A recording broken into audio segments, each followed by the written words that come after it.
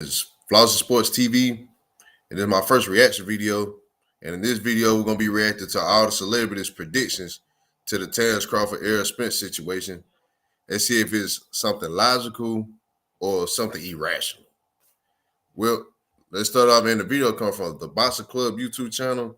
I'll put that in the description below. I see what Spence can do, but Spence hasn't shown me that he can make a lot of adjustment. When I look at Spence style, I see the same thing: aggressive boxer.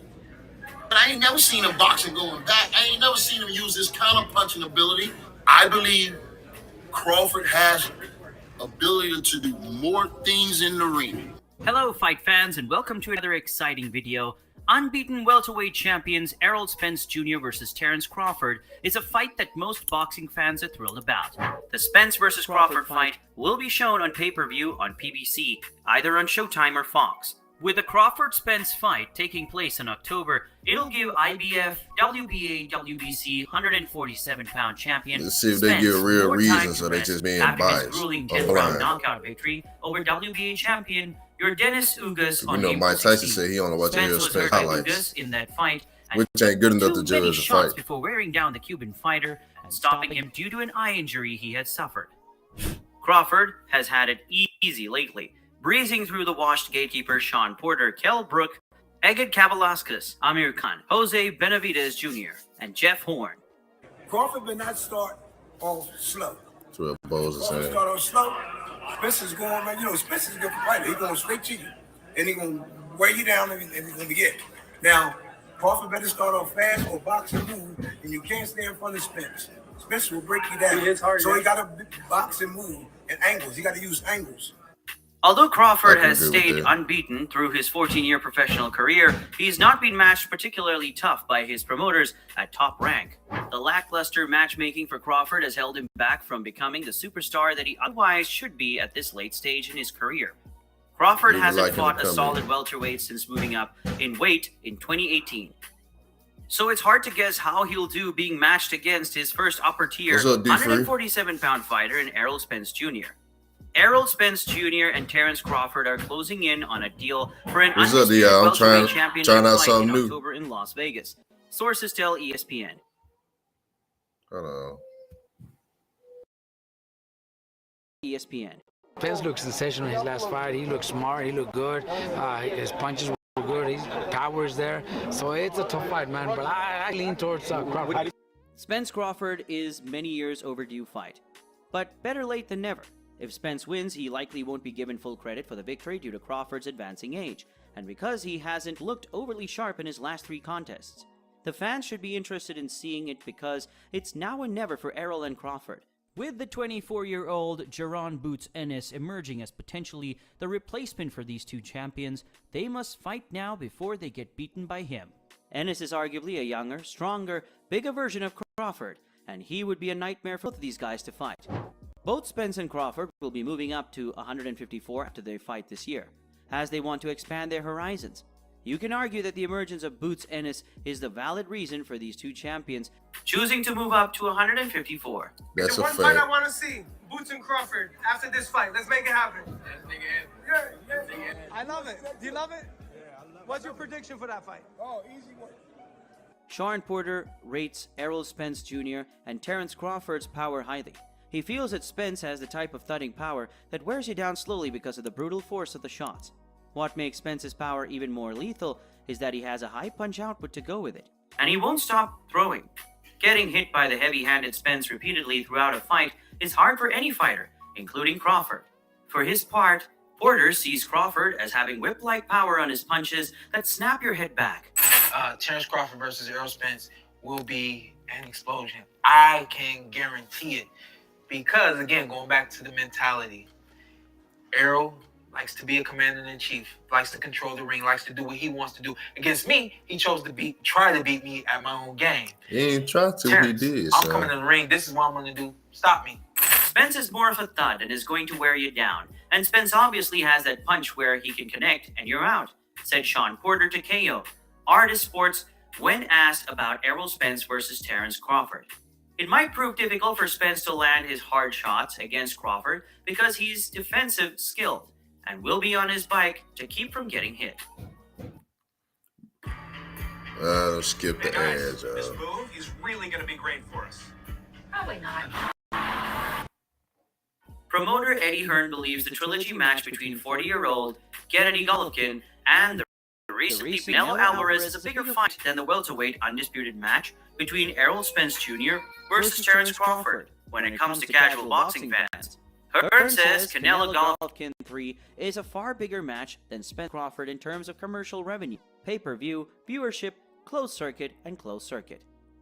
Golovkin has hurt his popularity by fighting so seldom since his 12-round majority decision loss to Canelo in 2018. In the 4 years since, Golovkin has fought just 4 times. As a result, the popularity that Golovkin once had has deteriorated with his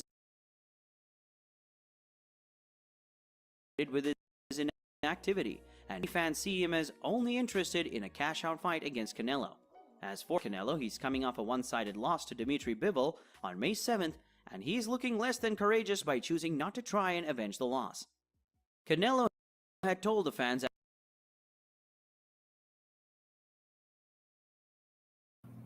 don't mean to pause too much, but you saying that Triple G and Canelo is a bigger fight than Spence Crawford? To who? Really, to who? You're delusional. You're going to sell a lot because Canelo got a lot of delusional fans or whatnot, but like diehard boxing fans that love the sport of boxing, not specific fighters, we'd much rather see Spence Crawford instead of a fight where we already know the result. But I digress.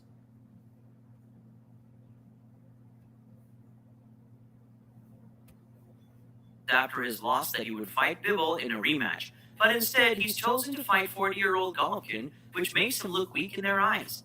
Canelo versus GGG by an absolute mile, and by the way, Spence Crawford is a great fight for boxing, but anyone with a brain knows the answer to that question, said Eddie Hearn to IFL TV when asked about Errol Spence Jr. versus Terence Crawford.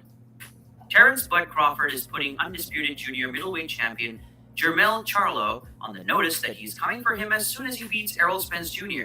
in their 4-belt welterweight championship fight. And this, I always gave respect.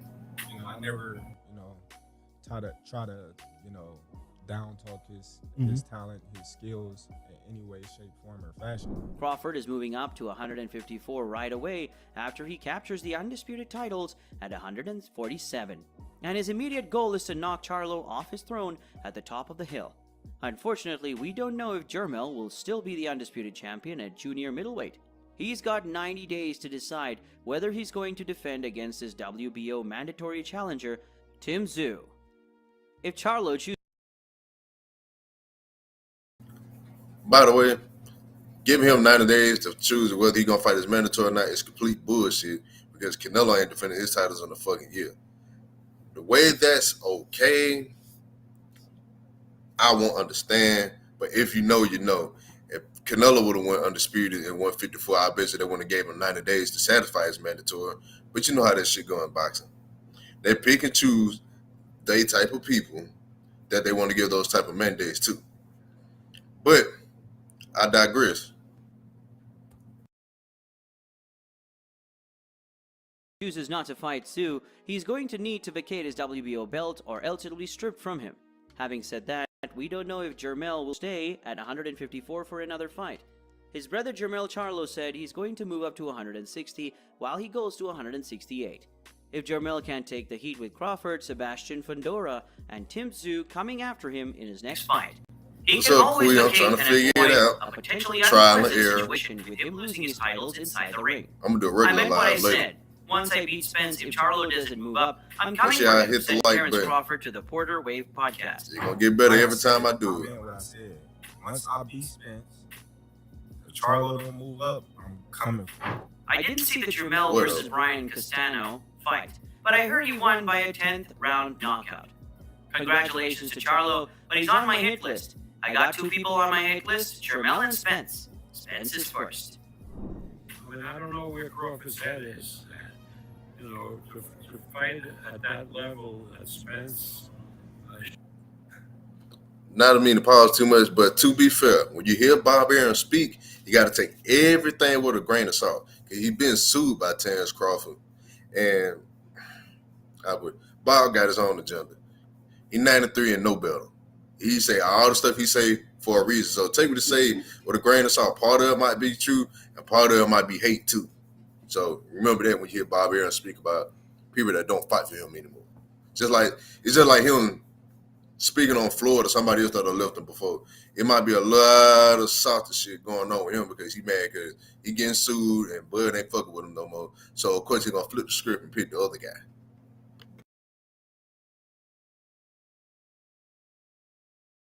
Showed you have to have a clear head and make the right decisions, and I don't know if Terrence is capable of that anymore. If you made it this far, thanks for sticking around. Don't forget to give a thumbs up, subscribe to the channel, and hit the notification.